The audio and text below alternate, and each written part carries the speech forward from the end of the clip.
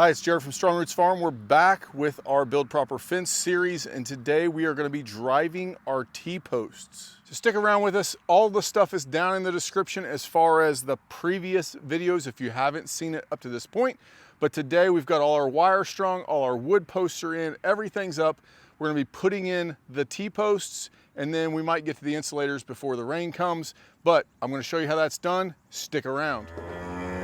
Thanks for joining us. We have started our T-post, and so all we've done so far is pretty much stepped them off and leaned them all against where they go. So this is my side of the fence, that's his side. The T-post will go on that side because the wire is on my side of the fence posts, if you can't tell here. And so all we did was go down through here, pace them off, and I actually made some changes. So it's kind of hard to tell on video, but as we've built this fence, I've just kind of thought, man, it looks really, really tall. It's just very tall. Well, then I got the measuring tape out. It's exactly 60 inches tall. So that's typically what our 48 is. We get a 48-inch wire, you leave it 4 inches up, 4-inch gap or 6-inch gap, and then a barbed wire. You got about a 55 to 60-inch fence. This is 58 at some places, and at the tallest point it was 60 inches. But what makes it look really tall is this waterway. We've put this waterway in here because there was a ditch here, and when they tore the trees out, they kind of destroyed a lot of stuff, and it needed to be made better anyways. So we went down through here and put this waterway in. Because of this dip, it makes this fence, when you're standing here, look pretty tall. Now this is our perimeter fence, but because it's just an alleyway, we really have woven wire right here. We've decided to go high tensile like you've seen. So I need it to be strong because it's perimeter fence. It's what's keeping our cows from going to that road. But they have to get through this other fence before that. So I thought, you know what, spacing wise, I can make a change. Because when a cow gets down this dip, it takes a lot to jump that fence. It's electrified. They're probably not going to jump anyways. So in this space right here, and I'll try to back up some, what we've done, because we did even spacing, instead of having 3 T-posts between those wood posts, we've decided to step it out and go to 2. So what does that mean for our spacing? Originally we had planned on 12 foot on center. So either a wood post or a T-post every 12 foot. Now we are every 16 feet. It's still just as strong. We've put some of these in so you can see what they're going to look like, and so I can show you the height as we get closer here. But because of this dip, because of where it's at, because they're not always against it, because it's electrified, we can go a little further spacing. And I was really impressed with how tight this fence was, even just with the wood post every 48. So we've chosen to extend the distance between, save a little bit money on T-post. It looks nicer, it's less to weed it around. So there you go, we have them every 16 feet. We put these in, my top wire is gonna be between this white like you see. That's kind of my goal as we set these in. I set a few of these in, and I will show you how we are gonna set these in today with our tractor. And we're putting it in with our tractor because we have it, and it's the easiest way to do it. It is nice if you have 2 people, but if you don't, if you can get this in here, it's been raining, so you take your T-post and you jam it in hard, just enough to get to stand up, and then you should be able to come up with your tractor and push down on them. I want you to notice, and I'm going to show you some multiple different angles with the tractor. I want you to notice as I'm pushing in, I'm kind of backing up a little bit, and I'm on the opposite side. So I'm going to be on that side of the fence away from my wire. Now, if you're on this side, but I can't because of this ditch, you could push forward, but you're using that wire, getting pulled down and bouncing around to know if you're in or out enough as you're pushing down. It's kind of hard to tell when you're on a tractor for the first time. So it really helps if you've never pushed them in with a tractor to have a second person.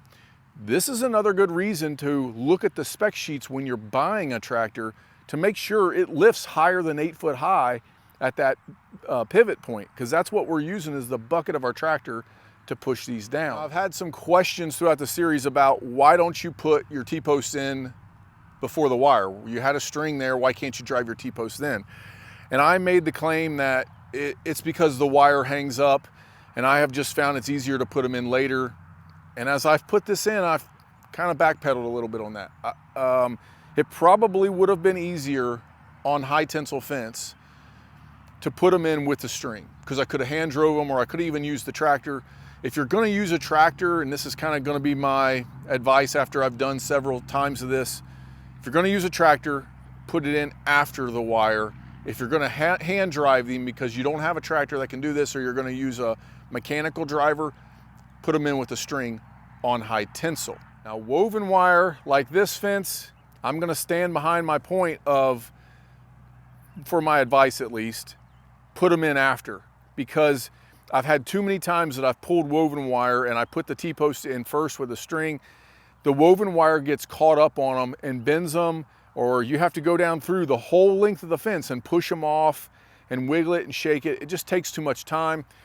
There's just less things for the fence to get caught on when you're pulling it tight if you only have the wood posts in. I obviously wouldn't build it like this if you haven't watched the other videos, but so that's what I recommend. Woven wire, no matter how you're putting them in, put them in after. High tensile with a tractor, put them in after the wire's in. If you're gonna use a driver, you could do it either way, but you probably could put them in. It's probably a little better to put them in with the string, maybe only the bottom wire on, than putting them in, then hand drive them if you're doing it by yourself. All right, we gotta get going because rain is coming, and I'm hoping I can get all these in. We're gonna knock the rest of these out. I'll show you the tractor. Pay attention to me backing up, and I'm watching.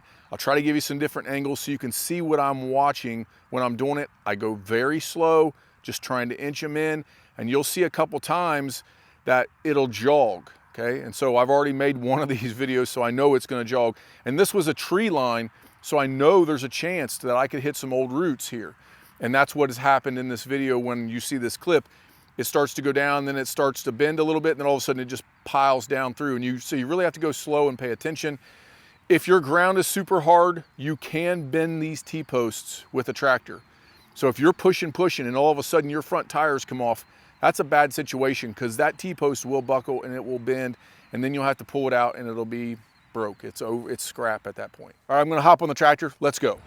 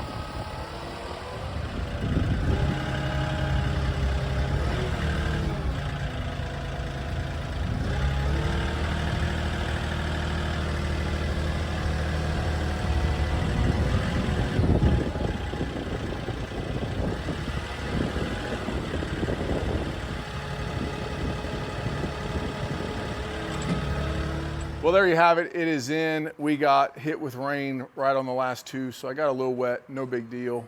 They are in, so we will finish this video series with how to set that gate. So that will be my last video. We'll set the gate. There will be some clips to put on those T-posts for the wires that are dead. You can use the clips that come with them if you buy them at a Harbor Freight or a TSC, Rural King, wherever your farm and fleet store is. They usually come with a pack of 5 clips. You can use those clips. You could use the insulated clips if you want to, if you want that wire to slide back and forth nice, but they are expensive. But on the electric wires, we're gonna have to put those insulators on, so that's at least 2 for each of those T-posts. We'll get that done whenever the rain clears here. We got some jobs to do, wrap up this weekend, so hopefully some more videos come out. Stay with us, appreciate everybody watching. Till next time.